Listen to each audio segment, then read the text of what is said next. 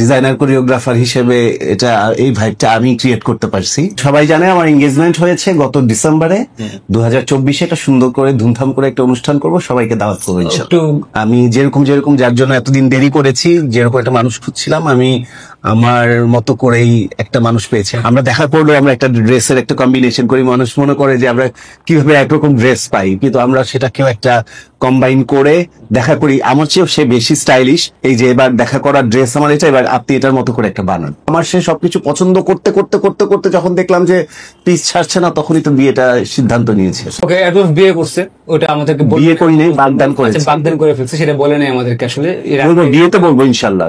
না বলে না, তুমি অডিয়েন্সকে বলো না। অডিয়েন্স না, আমি অনেক ইন্টারভিউ করি, সবাই জানে, আমার সবাই দেশবাসী সবাই জানে। কি বলো? সবাই জানে আমার এঙ্গেজমেন্ট হয়েছে গত ডিসেম্বরে 2024। এটা সুন্দর করে ধুমধাম করে একটা অনুষ্ঠান করব, সবাইকে দাওয়াত করবো ইনশাআল্লাহ। একটু বুকে নিয়ে বলো একটু।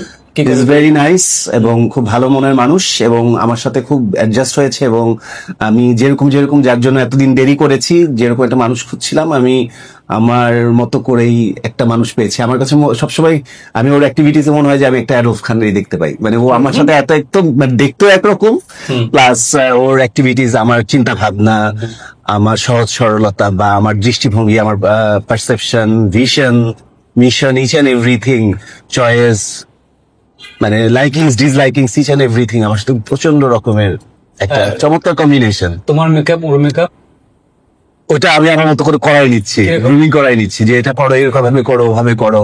আমরা দেখা করলেও আমরা একটা ড্রেসের একটা কম্বিনেশন করি, মানুষ মনে করে যে আমরা কিভাবে একরকম ড্রেস পাই, কিন্তু আমরা সেটাকেও একটা কম্বাইন করে দেখা করি। আমার চেয়েও সে বেশি স্টাইলিশ, এই কারণে হ্যাঁ, সে এখন এমন হয়ে গেছে যে সে একটা ড্রেস কিনে আমাকে দেখায় বলে যে এই যে এবার দেখা করার ড্রেস আমার এটা, এবার আপনি এটার মতো করে একটা বানান। তো আমি না বানানো পর্যন্ত সে আমার সাথে দেখা করে না। তো এরকম একটা মজার একটা বন্ধুত্বপূর্ণ সম্পর্ক। তো আশা করি সবাই দোয়া করবেন, আমরা যেন সবসময় এরকম বন্ধুর মতো থাকতে পারি। তোমার মেকআপ নিয়ে ওর কোনো না, মানে আমার ইচ এন্ড এভরিথিং সে পছন্দ করে, এবং the way I am, the way মানে আমি যা যা করছি, আমার প্রত্যেকটা activities, even not only makeup, get up and others, যে অ্যাক্টর অ্যাক্ট্রেসদের, নায়িকাদের, মডেলদের নিয়ে যে আমার কর্মকাণ্ড, ইচ এন্ড এভরিথিং সে ভীষণ পছন্দ করে এবং অ্যাপ্রিসিয়েট করে। ওকে, না বাট ও কি চায় না এরকম করতে, বা আমিও কিছু করতে চাই? না, ও ওর জায়গা থেকে, ওর পয়েন্ট অফ ভিউ থেকে ও সরতে চায় না, এবং আমিও চাই না যে ওই জায়গা থেকে ও বেশি আসতে পারে। ও টোটালি ঘরোয়া একটা, মানে একদম ঘরের মেয়ে, একেবারে ধর্ম করে। সেটা তো সে মেনে, হ্যাঁ, সে তো আমার ফ্যান, সে ফ্যান থেকে আমার বউ হয়েছে। তো আমার সে সবকিছু পছন্দ করতে করতে করতে করতে যখন দেখলাম যে পিস ছাড়ছে না, তখনই তো বিয়েটা সিদ্ধান্ত নিয়েছি আসলে বেসিক্যালি। আমিও হ্যাপি যে আমি আমার বন্ধু পেয়ে গেছি আর কি। ওকে, গুড। তাহলে যত রিউমার ছিল তোমাকে নিয়ে, না, এটা একেবারে স্টপ হয়ে গেছে। গত প্রোগ্রামে তুমি যে প্রশ্ন আমাকে করছো, মানুষ তো আমারে বলছে যে এগুলো নিয়ে আবার অনেক কথা শুনতে হয়েছে, কিন্তু সবাই দিছো, তুমি আবার অনেক বড় তোমার সবাই দিছো।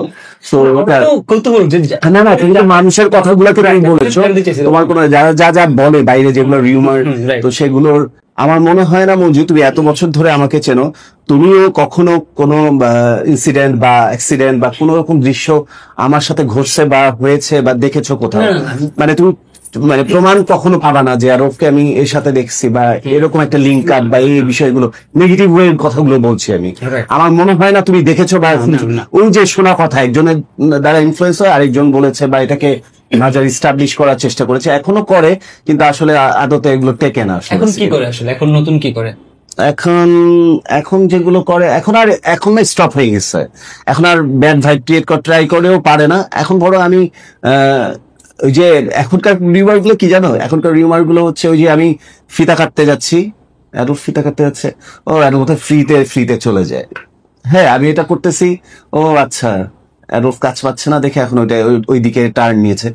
এগুলো বলতে থাকবে। আসলে তো প্রত্যেকটা হ্যাপিনেস এর পিছনে একটা নেগেটিভ সাইড থাকবে, একটা পজিটিভ সাইড থাকবে। নেগেটিভ লোকরা নেগেটিভ কথা বলবে, পজিটিভ লোকরা পজিটিভ কথা বলবে। আমি আমার কাজ এবং আমার আদার্স অ্যাক্টিভিটিস বাড়িয়েছি, সবকিছু মিলিয়ে মানে খুবই ভালো আছি।